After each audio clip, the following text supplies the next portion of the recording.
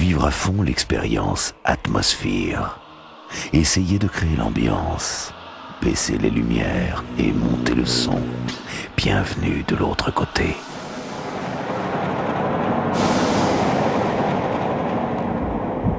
Taisez-vous et écoutez. Lorsque la partie commence, tous les joueurs lancent les 2 dés pour connaître l'élu.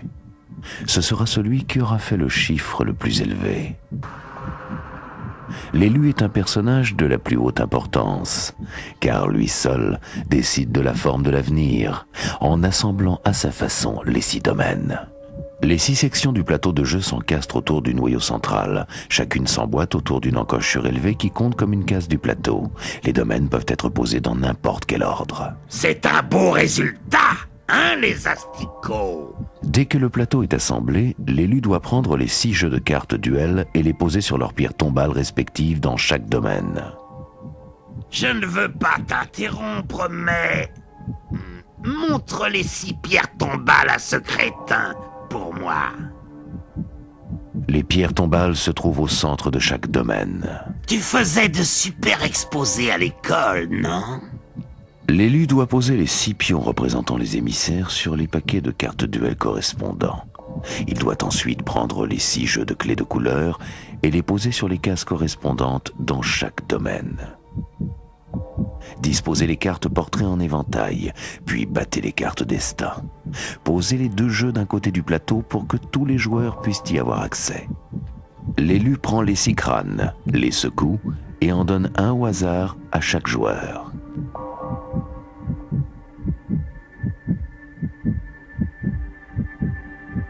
J'aime bien ces crânes.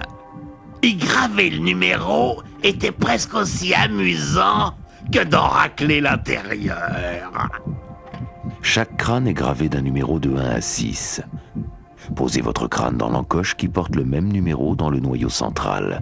Ne l'oubliez pas, c'est votre numéro. L'encoche qui porte votre numéro, c'est votre repère, d'où vous devrez commencer et finir la partie, en y atterrissant par un compte exact au retour. Lorsque votre crâne est en place, prenez la stèle de votre numéro. Cette stèle servira à tenir votre carte portrait et les clés que vous gagnerez. Chaque joueur doit alors écrire sa plus grande peur sur un morceau de papier, en faire une petite boulette et la donner à l'élu qui la placera dans la fosse aux peurs, la coupelle qui s'insère dans le noyau central. Lorsque toutes les peurs seront réunies, fermez le couvercle et placez la fosse dans le noyau central. C'est là que finissent tous les déchets. Et ce dont vous avez peur, hein, ce n'est qu'un tas d'immondices. L'élu insère alors la cassette de jeu et appuie sur la touche lecture.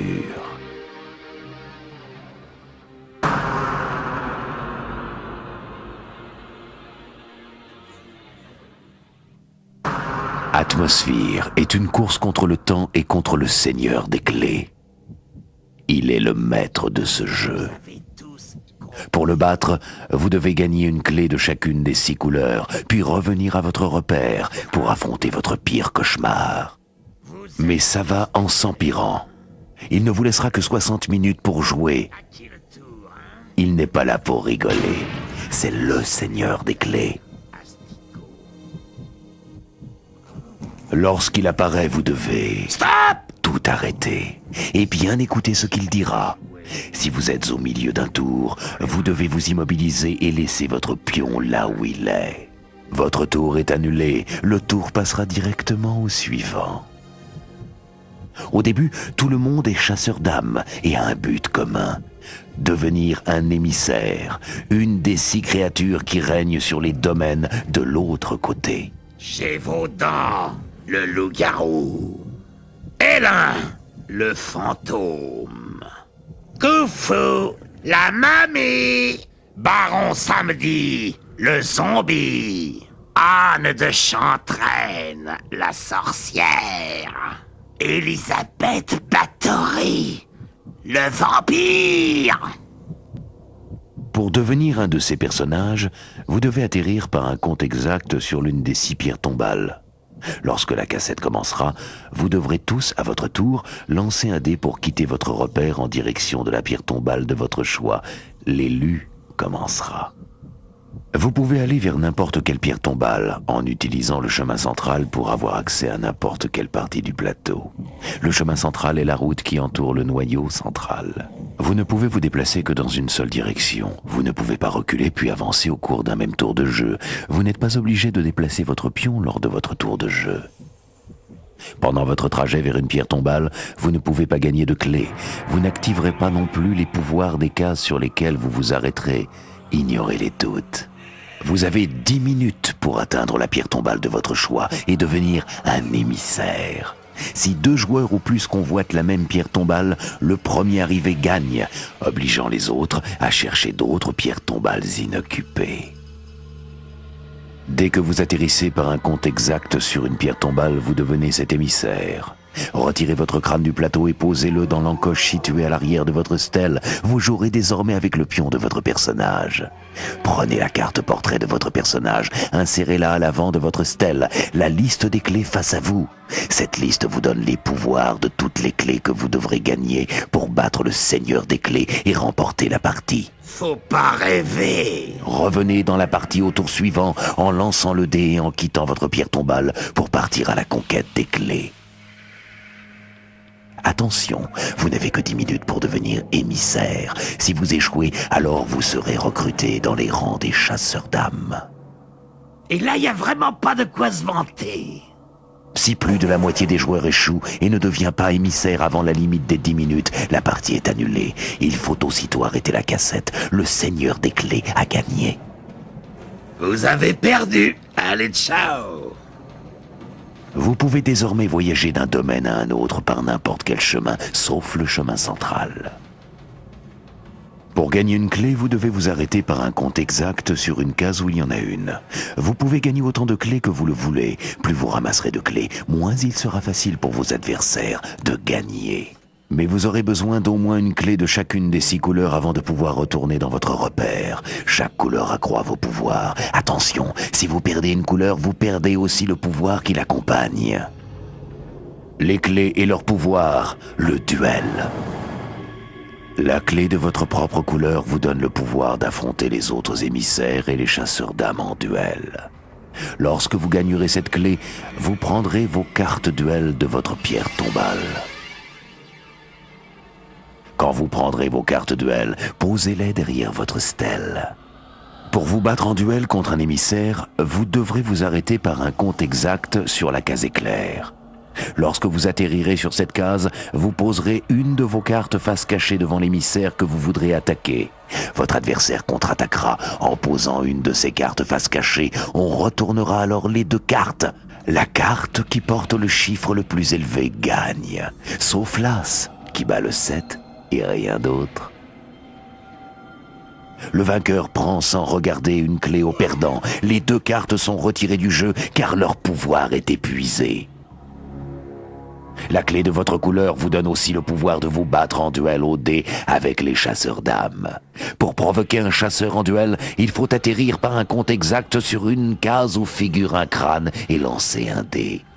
Le chasseur que vous aurez provoqué devra contre-attaquer en lançant un dé. Celui qui fera le chiffre le plus élevé prendra une clé à l'autre. Vous ne pouvez provoquer qu'un seul duel de la même case. Pour un nouveau duel, vous devez quitter cette case et soit y retourner, soit en trouver une autre. 2 dés. Si vous obtenez cette clé, vous aurez le choix d'utiliser 1 ou 2 dés pour vous déplacer et ainsi doubler votre vitesse. L'envol. Si vous avez la clé qui donne le pouvoir de voler, vous pouvez vous déplacer d'un domaine à un autre sans avoir à lancer les dés.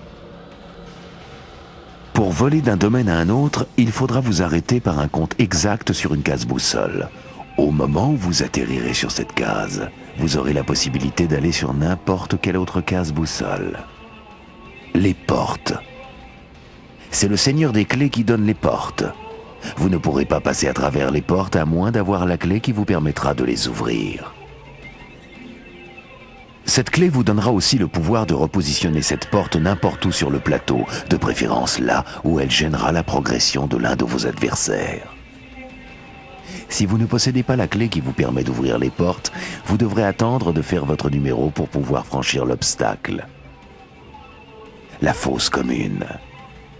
Une case à éviter à tout prix est la fosse commune, sauf si vous avez la clé qui vous donne le pouvoir de vous en libérer. Si vous êtes assez malheureux pour trébucher dans une fosse, ou pire encore, y être banni par le Seigneur des Clés, vous ne pourrez plus jouer tant que le Seigneur des Clés ne vous en aura pas libéré, à moins que vous ayez la clé qui vous permette de vous en libérer. Même si vous avez cette clé, vous devrez aller à la fosse commune la plus proche et ne vous en libérer qu'à votre tour suivant. Occupation. La 6e et dernière clé vous donnera le pouvoir d'occuper la case sur laquelle se trouve un autre émissaire, ce qui le pénalisera bien évidemment. Il devra par exemple lancer un 6 pour pouvoir rejouer ou retourner sur sa pierre tombale. Chaque émissaire imposera un châtiment différent qui figure sur la liste des clés au dos de chaque carte portrait.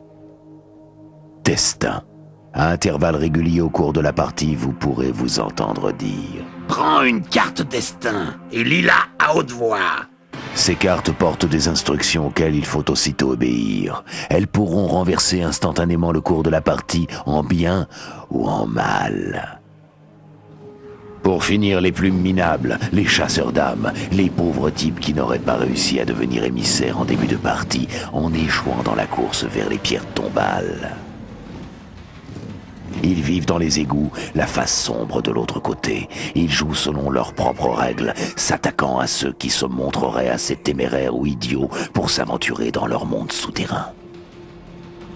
Si vous avez la malchance de rester chasseur, votre première tâche sera de retourner du côté égout ou domaine, qui n'est pas la propriété d'un émissaire, de repositionner les clés sur leurs nouveaux emplacements et puis de prendre une carte de chasseur d'âmes.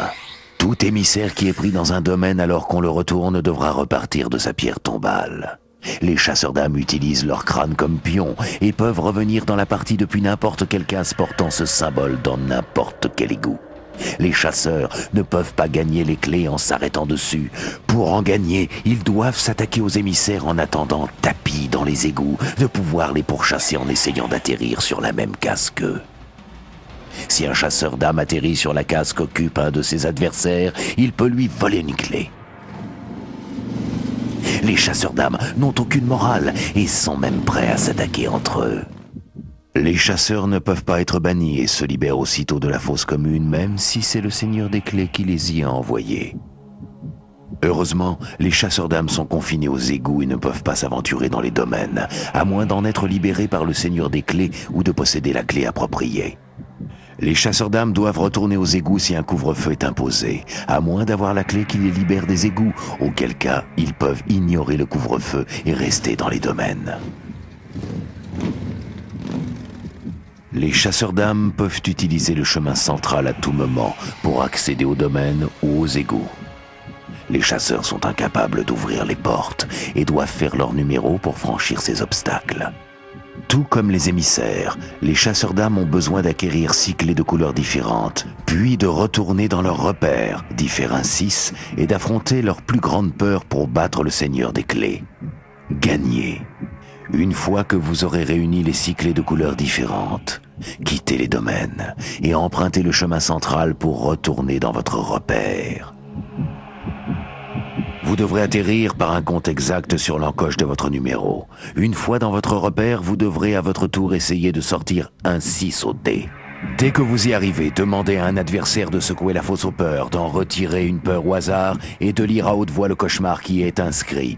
Si ce n'est pas le vôtre, dites non et appuyez sur le bouton stop du magnétoscope. Ainsi vous stopperez en plein élan la cassette et le Seigneur des Clés et vous remporterez la partie. Mais si c'est votre pire cauchemar, vous devrez repartir de votre pierre tombale vers votre repère pendant qu'on remettra votre cauchemar dans la fosse. C'est lamentable.